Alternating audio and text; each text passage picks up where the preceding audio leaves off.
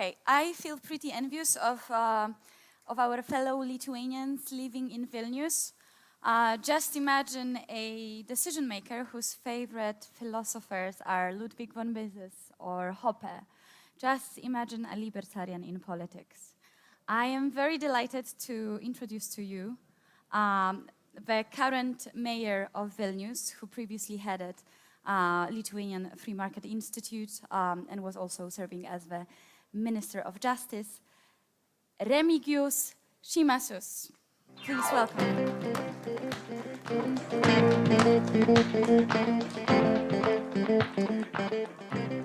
Dziękuję bardzo. Dzień dobry, szanowni państwo. Ja troszkę mówię rozumiem po polsku, ale nie mówię. So I will speak in English, sorry. Basically, that's it. Yes, why I'm here on this stage. First of all, it's of course a big privilege for me to be here, because I'm here heading back to Vilnius from Kyiv right now, from the other conference when they are trying to implement tax reform, freedom-based tax reform. Hopefully they will be successful. But here I'm on this stage because my work as a mayor is a temporary one. We had elections last Sunday and didn't win because I didn't participate. So that was a very, very clear thing. I was mayor for 8 years. Now I present myself as a future former mayor. Before I was Minister of Justice and before I was running a Lithuanian Free Market Institute, and I was doing an academic job also as a lawyer. Actually, my PhD thesis was very libertarian. It was about competition of legal systems, legal pluralism. And, but I will speak about city anyway. Because when I'm in libertarian or pro-free market or classical liberal circles, and then in political circles and in city administration circles, I see complete misunderstanding of what is actually city management and what relation does it have to ideas and liberal ideas and freedom ideas. Because most often I hear that city management is a kind of the everyday issues management activity which has nothing to do with ideas, which is completely wrong. My timing doesn't go back actually, so I need to follow my time. And I will tell something about five areas where I think city management is very much related to ideas and where I was able to achieve something and which could be somehow fruitful to other cities as well. First one is that will be about privatization, about competition, about being open, about being respectful, and the last one will be quite unexpected, I think, for this kind of audience. It's about urbanism and about Soviet-type urbanism, what kind of influence it does have on us. Starting with privatization, it's crystal clear. In order to have efficient economic system, you have to have private actors because basically public actors are not so efficient. But unfortunately, very often we have too many public actors in terms of municipality, like in Warsaw here as well, like some unfortunately in Vilnius. But when you have like funeral service provider which is municipal, it looks a little bit strange. It looks innocent on one hand, but on the other hand, it distorts attention of people from serious things. It creates many different rules. It creates the areas where people get involved from political circles and they have less time to take care of actual real problems, which is about attracting investment, creating competitive environment, and so on and so on. So first thing is just go privatize it. When I became mayor, it took me 3 months actually to get rid of 2 companies, which actually it was not even privatization. I allowed them to bankrupt because they were technically always bankrupt. One was municipal taxi company, transportation company, and another one, don't laugh too loud, it was municipal airlines. That we had municipal airlines back then, 8 years ago. Several other companies as well, and then of course you have to go to the market to privatize it. Another one is most sophisticated, it's about competition.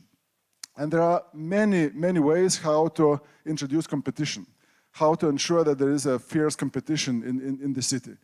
And of course, one thing is not to subsidize your public companies when they are competing to the private ones. The easier way is simply to privatize it, but still, if there is something, not subsidizing it.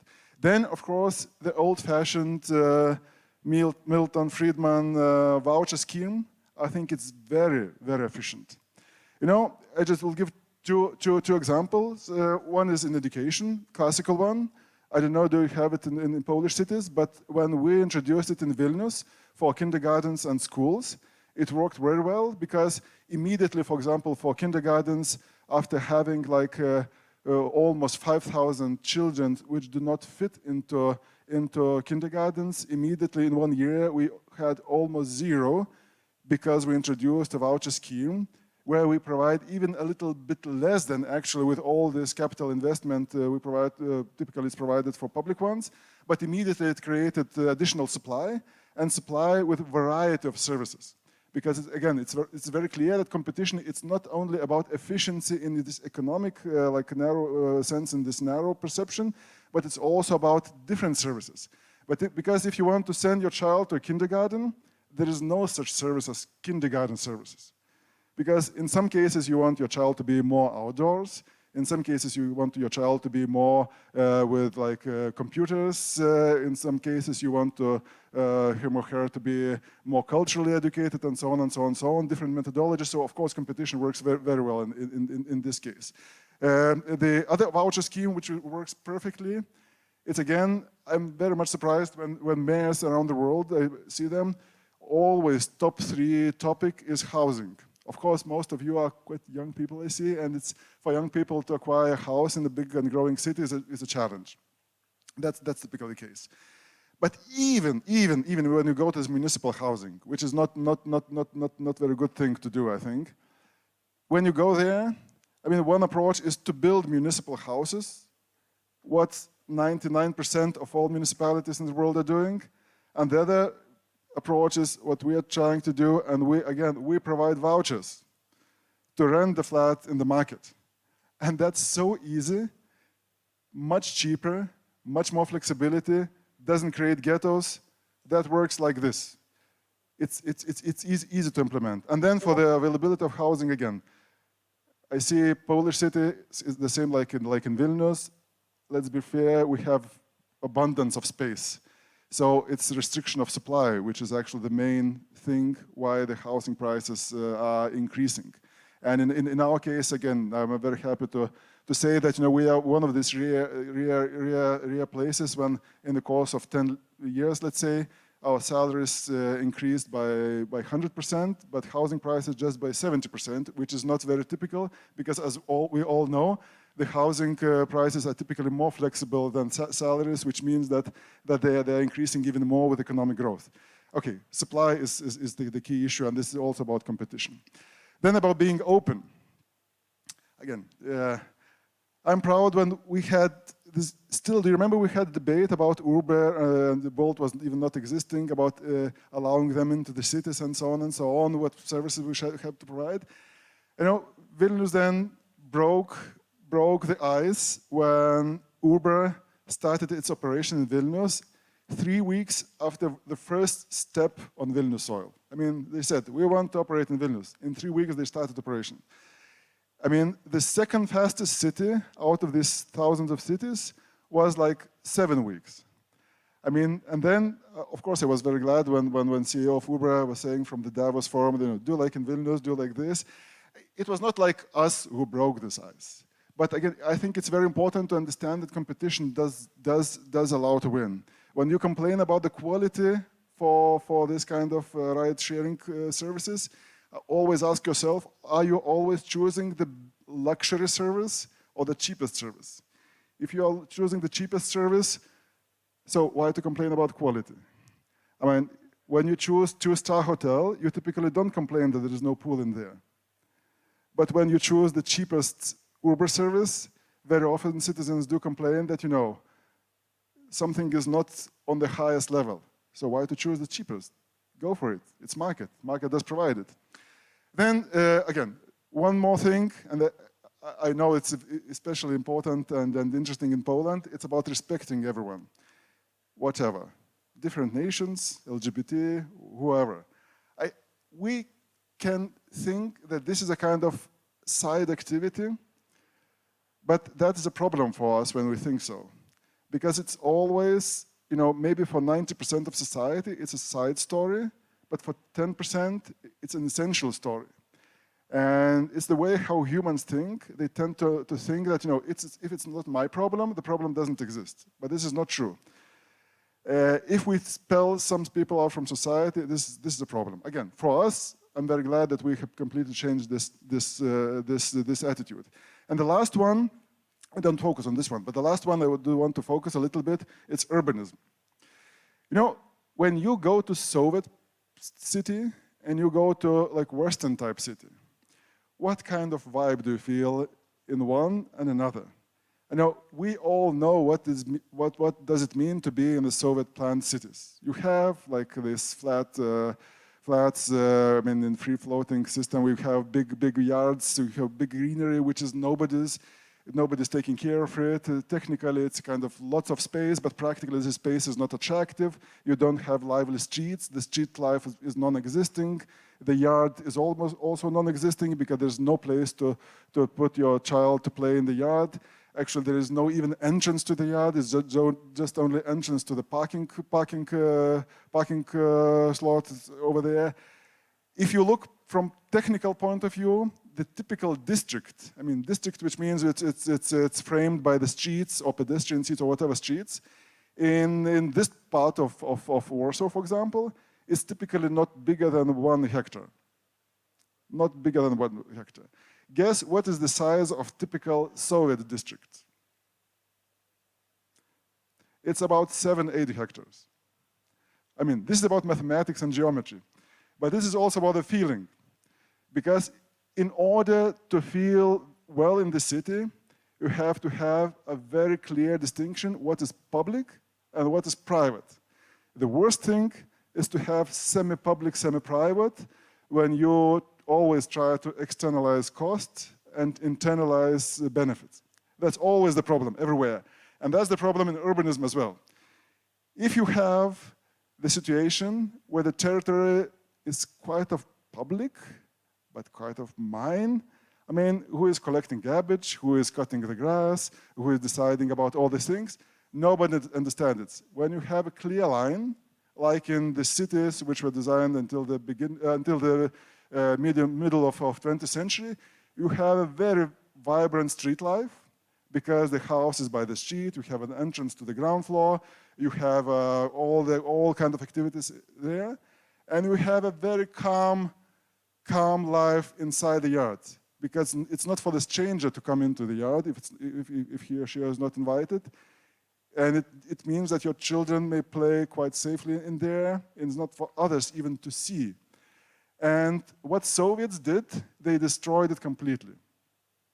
All this kind of Bauhaus, which is so popular by European Commission, they call it New Bauhaus. Nobody understands what this means, New Bauhaus.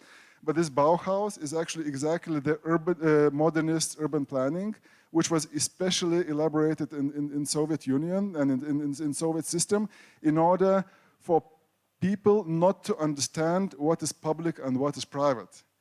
And again, for us, for me, being a classical liberal, I think that it is one of these most overlooked things because we all do understand that the area, the environment does make an impact on us as human beings. And when these surroundings are Sovietly planned, this is exactly what they wanted to do to us. They wanted to feel us like a common unit, washing out all the margins, what is private. And they were successful in this. And we are still not dealing with this. So the question is, I will not go into these urbanistic details, but I just wanted to point out that it's very important to deconstruct this Soviet thing and to reshape it and to have the cities which were before this kind of modernistic, socialistic approach when they wanted to have a collective life but not a real collaboration between each other. When you have a plaza, you have a street, and you have your own home and yard, which is completely different stories about it. Or when you mismatch it, it's a disaster in the city. The same with separate buildings. I know it's a little bit better in Poland than in Lithuania and in former Soviet Union directly, but still, when you remember your kindergarten or your school, Do you remember the place where everybody was gathering, where you have possibility to talk to each other, like in plazas in the cities? There was no such place. It was a small entrance and long corridors, and sometimes children were even forced to go along this, and it's still the same. I mean, it's not designed for people to collaborate and to have also a calm place to be.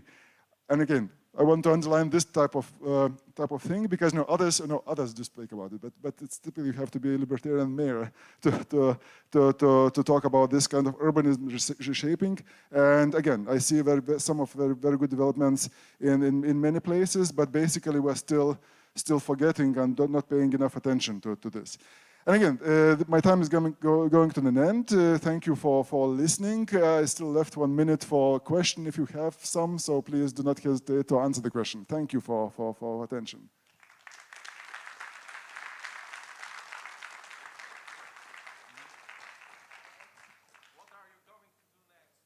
What I'm going to do next?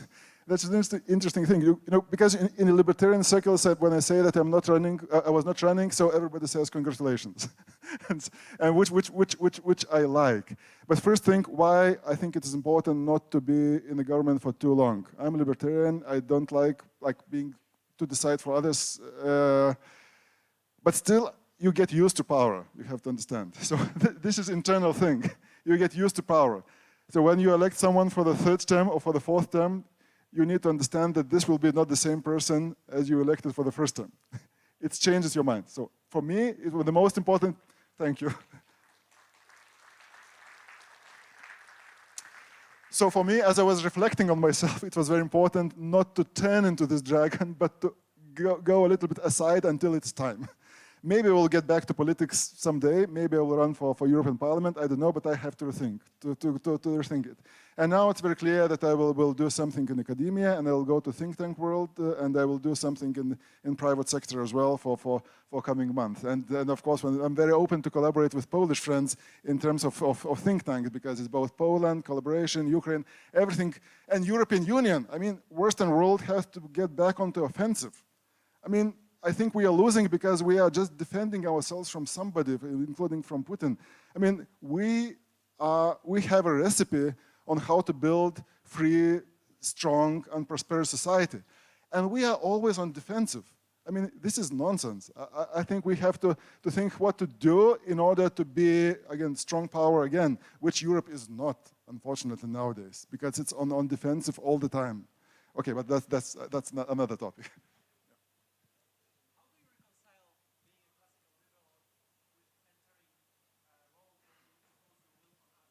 Yeah, that's how to reconcile being a classical liberal when being in the role and reconcile the will of others. That's the question with no answer, actually. But there are even other questions, like, how you are liberal, but you are using public services. No, but okay, that's but that is life, that you have to deal somehow. And I think, being very open, I feel very bad saying this because I'm still in this position of power, but I understood it when I was not in this position. I really like this Italian author Marco Bassani, who is translator of Robert and so on and so on. And when 10 years ago I heard him saying, we libertarians know nothing about the state because we can explain how state is so inefficient, but also how it happens the state is dominating the world nowadays. Maybe something is wrong with our theory. And, okay, this is the problem, because I don't think that our theory is wrong, but something is wrong in application, understanding the limits of this theory. So, yeah, we have to do something. And I do agree with Anthony Fisher in saying that, we have to persuade others. But I think, again, changing the world is always from yourself, but also you have to start from something. So this is a very problematic question. Thank you for this. I see zero minutes left for me, so I have to leave the stage. Okay, thank you. I'll be around here for several minutes, so thank you so much.